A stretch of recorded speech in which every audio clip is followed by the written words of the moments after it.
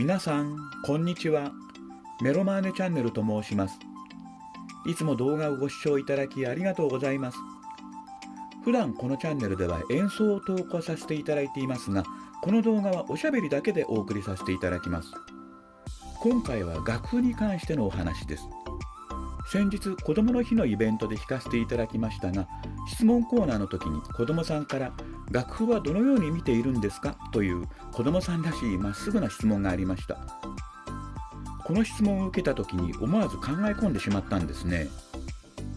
私は物心ついた時から目の前に楽譜があって、音の長さや高さなどの読み取り方は教わったものの、どう見るかに関しては教わった記憶がありません。私たちは普段訪問演奏で弾く童謡や唱歌などは何度も弾いて覚えてしまっているため楽譜は見ません。一方でオーケストラや室内楽などで弾くときには楽譜を見て弾いています。またポップスなどの現場では紙一枚にコード記号だけが書かれたものを渡されたりもします。こうしてみると私たちは演奏するときにはそれがあるにしてもないにしても楽譜から大きく影響を受けている気がします。楽譜を使用することが当然のオーケストラや室内楽の世界では同じ曲でも出版社が変わるということが時々あったりします。こういう時楽譜に書かれている内容は同じでも、例えば今までの楽譜では右下に書かれていた音が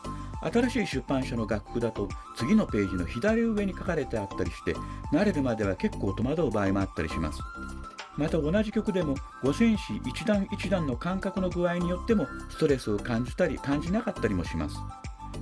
こうしてみると私が演奏するときには文章を目で追うときのように一つ一つ音を見ているのではなく、写真を見るときのようにページを丸ごと見ているんだと思います。なので音符一つ一つももちろん大切ですが、ページ全体のレイアウトなどビジュアル的な要素も大切な気がしています。それから最近では紙の楽譜ではなく電子楽譜というものもあります。専用の楽譜リーダーで取り込んだ楽譜をタブレットで見るというものです。譜めくりをペダルで操作できたりとても便利なのですが、なんだか楽譜から音楽が伝えたいイメージを読み取りにくい気がしています。もちろん音の高さや低さ、長さや短さなどを読み取ることには問題はないわけですが、私たちが実際に音を出すときにはそうした事柄だけではなく、やはり楽譜から受け取るイメージみたいなものが大切なようですね。それから楽譜を覚えてしまうことをアンプというのですが、このアンプをするにしても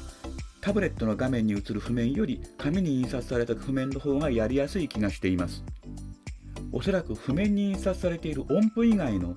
例えば紙の質感とかちょっとした紙のシミなどの情報も譜面を記憶することに関係しているんだと思います。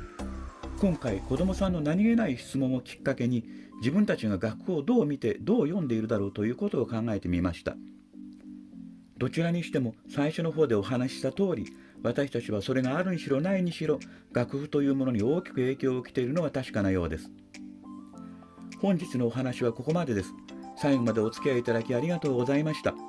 よろしければ高評価、チャンネル登録をいただけると私たちの励みにもなりますのでよろしくお願いいたします。それではまた別の動画でお会いしましょう。失礼いたします。